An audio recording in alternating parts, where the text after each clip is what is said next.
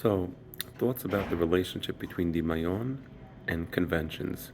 Rambam speaks about Dimayon, and of course we know that a person who is governed by Dimayon is actually governed by his Yeser Hara, right?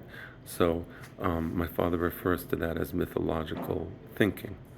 Um, now, um, my father also points out that there's a relationship between conventions or conventionality and Dimayon, imagination. What is that relationship?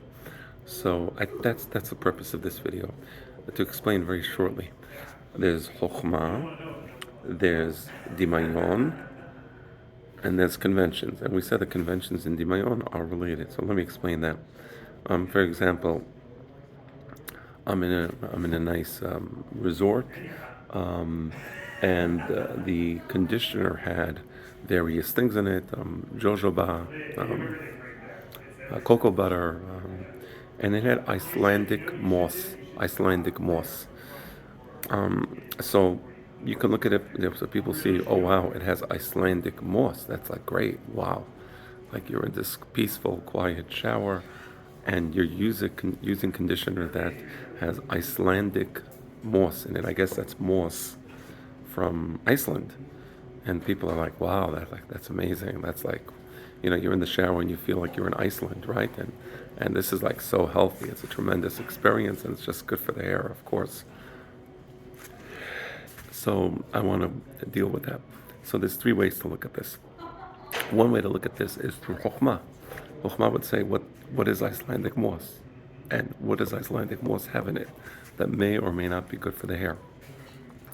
I'm sure that 99.999%, if not 100% of the people that see that the conditioner has Icelandic moss and get excited about the Icelandic moss don't have a clue and as to what Icelandic moss does for the hair. Right? It just sounds cool. It sounds nice. It sounds, hip. Nobody knows what it does for the hair. And I'm not saying it doesn't do anything for the hair, but Chokhmah would say, what exactly does Icelandic moss have, and why is it good for the hair? Okay, that's Chokhmah. So in this case, nobody has Chokhmah on that matter. Then there's Dimayon with conventionality, and Dimayon without convention. So there's different types of Dimayon. There's some background noise here in the lobby of the hotel. Let me explain what Dimayon with convention and Dimayon without convention is. So the Dimayon with convention says it's Icelandic moss. Now you understand that's a good thing, and it makes you feel like something to do with Iceland, I guess, right? So you're taking your shower and you're putting that Icelandic moss conditioner in your hair, and you feel, transported, I suppose.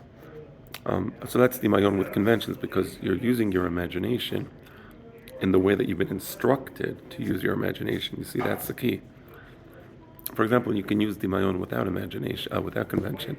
What the heck is moss? Moss is some ugly brown substance that if you ever to step on it, you'd be like disgusted and like you want to clean yourself out. And here you are putting on moss on your hair. I mean, that's a disgusting substance, right? So that's also Dimayon, right? But that's Dimayon without convention. That's not the way Dimayon works. In Dimayon, we're always told by those above us, by the Elohim. We're always told by the Elohim. We're instructed. Here's how you should view. The Icelandic moss, right? You should view it as something, special and even exotic, right? Right. So you see how the Dimayon can take you into different directions. You can find something to be disgusting and repulsive, or you can find something to be exotic. It all depends on how the Dimayon is guided by the elite. So here you see the relationship between Dimayon and convention, right? The two are always connected.